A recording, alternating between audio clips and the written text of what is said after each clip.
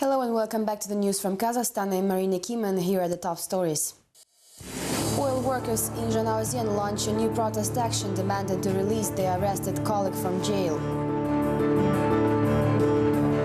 In another public action, the bill on migration was burned in Astana. A world-famous scientist Sergei Sharmanov celebrated his 80th birthday in Almaty.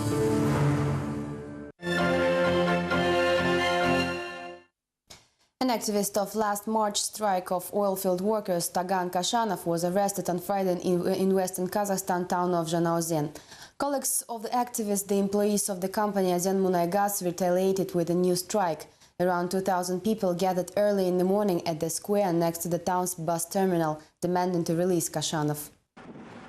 Oilfield workers considered the detention of Tagan Kashanov as a provocation by the authorities. Thousands of people came to the square next to the bus terminal and called for the immediate release of their colleague.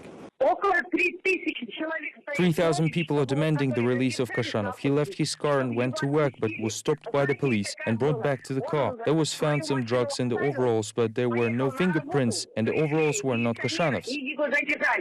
After Kashanov was detained, the police attempted to search his house with 4 of the officers introducing themselves as members of the Mangistau Internal Affairs Department. Kashanov's relatives refused to let the agents inside without witnesses and a warrant. Neighbors who came to the noise made the policemen empty their pockets and only then allowed them to enter. The eventual search didn't produce any results.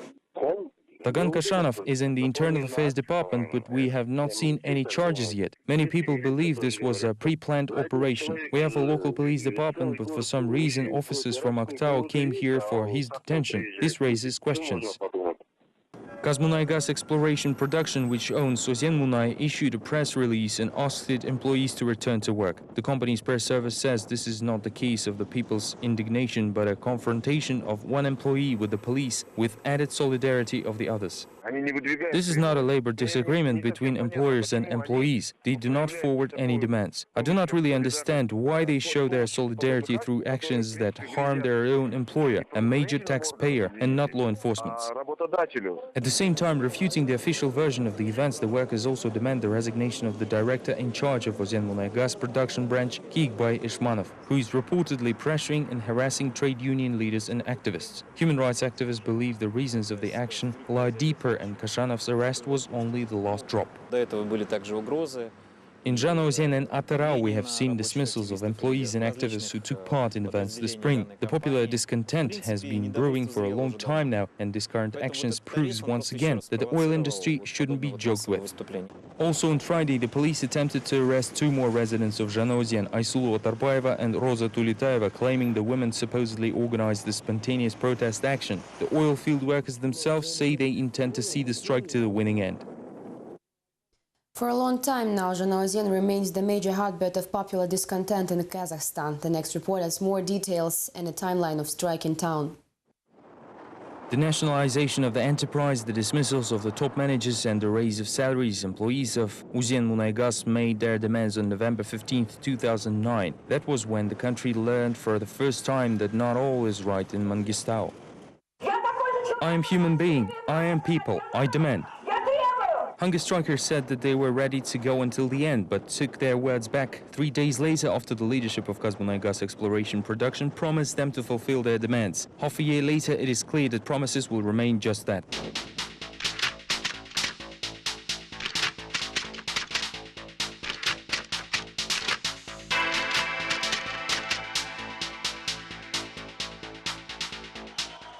The new major protest erupted in March 2010 when the strike was joined by around 8,000 people. There was a single demand to fulfill promises given by the leadership a half a year ago. In a result of the strike, the company was unable to ship oil and decreased the extraction volume by 1%. The company's leadership considered the strike illegal and went to court. Davlet Jumadilov, KMG's press secretary, told reporters that the strike is the doing of some third force. We witnessed some third force with political agenda interested in the destabilization of the situation and disinformation of the population. The strike ended on March 19th. KMG's press service reported that the Reconciliation Commission, through some major efforts, reached a consensus on all issues raised by the protesters. Another 6 months later, the workers hold a new strike. The president of the independent Aktau Regional Trade Union, Kinjagali Soyeoov, says more actions like this can be expected in the future, since managements of oil companies refuse to satisfy fair demands of their employees. Надо решать вопросы, решать проблемы рабочих. The problems of the employees need to be solved. These protests don't just happen. Before launching a strike, workers always forward their demands, whereas the management doesn't want to solve these problems and prefers to use force. First they intimidated and beat people up, and now they will start planting drugs and shootings. This is not a secret to anyone. The problem no longer can be solved by force. Вопрос нельзя будет решить силовым путем, понимаете? In another protest, this time in Astana, activists of the movement Shanirak, Our Common Home, burned out the bill on migration in protest of the new amendments to the legislation. The document will tighten the control over the stay and movement around the country for both internal and foreign migrants. Public burning is a protest against the draconian rules, said human rights activist Mohamed Abjan. New amendments on the bill on migration can lead to social conflict. Thousands of people without registration will lose the opportunity to study and work in other regions. The bill implies that residents of one city cannot stay without registration in other cities for more than 2 weeks. The new rules specify that people have to obtain a temporary residence permit at their current location. The owners of the apartments who will formally register anyone will face a fine of about $200. There are articles that talk about the employer's responsibility not to hire citizens without residence permits and report such people to the police. There are also similar rules for apartment owners. We currently witness the suppression of rights of freedoms of movement. The parliament reviews the new legislation for already the second time. Initially, the supplemented by bill on migration was presented by the government this winter. After public protests, the amendments were withdrawn. However, it appears that the government took a time out to further tighten the amendments to the law. The developers of the document explained the strengthening of measures with a variety of arguments. For instance, repatriates receive money here and then leave back to Mongolia or Uzbekistan. Half of their country receive pensions here. The public burning of the bill was done among a small crowd. What was left after flames was later drowned in water. The country's MPs, officials and experts from international organizations were invited as well, but all ignored the protest. Nevertheless, human rights advocates will continue to insist on the abolition of the new amendments. On October 25th, they will hold a protest round table. Invitations have been already sent to all project proponents and deputies. To the other news, the last hearing on the new suit of publishing house Kometa S against the tax inspection was held on Friday in Almaty. The company's defense is trying to prove that documents used by the tax inspection to charge the publishing house of tax evasion and subsequently close the enterprise have been forged. Kometa S management still maintains that the case is fabricated, since it is the only printing house in the country that agreed to print the newspaper Respublika, an outlet disliked by the authorities. Everything was determined during the tax inspection. I took all the calculations from the supporting documents. Do you have any copies? I will not answer any more questions. The latest hearing over the new suit of the printing house Kometa S against the tax administration and the financial police was held in the Economic Court of Almaty. In their action, the printing house seeks to recognize the annex to the act of the tax inspection as fabricated. The tax officials used the document to shut down the enterprise. However, during the hearing, the chief inspector of the tax administration, Roza Nusipova, failed to explain the origins of the numbers in the document, admitting that there is no evidence. If we will save all the information on every taxpayer, we will have no place to stack it. Thus, there are currently no documents that were used as the basis for annexes, nor there are any papers or electronic copies of these documents. All the documentation of the printing house was seized by the financial police before Roza Nusipova began compiling the annexes. The petition of the printing house representative over the provision of them for the verification was declined by the judge upon the request of the defendant. In case if court will rule that the annex was invalid, it will automatically recognize all prior charges as illegitimate. Your Honor, if we will evaluate it now and recognize the motion invalid, then we will be actually reviewing an issue that we have already reviewed. During debates, the tax representatives and the financial police were referring to the expired term of the case and also the decision of 2 other courts. The defendants, together with the prosecutor, wanted to uphold the decision. The final ruling will be made on October 25th.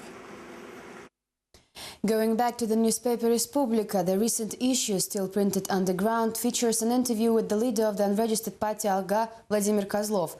The oppositionist expressed his intention to run for presidency in the upcoming elections. The leader of the party Alga said that he will run for presidency at the upcoming elections not because he wants power. Kozlov feels it is necessary to change the system, which will require fair, just and representative elections, just like in Kyrgyzstan. The oppositionists explained that this decision is a response of sorts to the president's advisor Yermuhamed Yildizoyev, who said in the recent interview that Nursultan Nazarbayev will run for presidency in 2012. And since no one doubts his victory, including the opposition, the question of a successor can be put off until December 2017.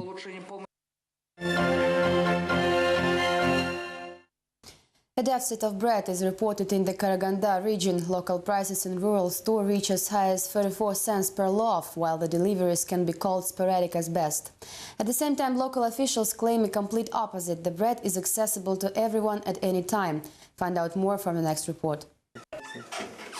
Factory bread is now an expensive rarity in the village Zarichne. The mother of two, Aliya Bekturganova, makes home bread as the current prices are way too high for a farmer. The bread that they bring costs too much. We don't have a local bakery or public baths or anything for that matter.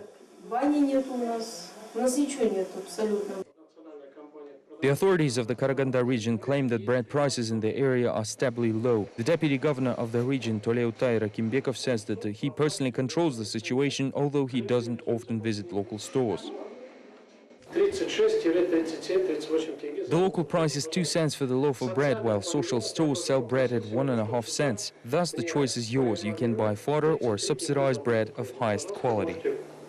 Yuri Sadovenko, the head of the farm, is well informed about the prices. He explains that instead of helping farmers by subsidies, the authorities force them to sell grain to the state food corporations at low prices. However, it seems that these policies are not influencing the prices for bread in the stores. Bread prices have grown a long time ago, and they will grow even further. At the same time, the producers are already being framed for the situation, whereas in reality we don't have anything to sell.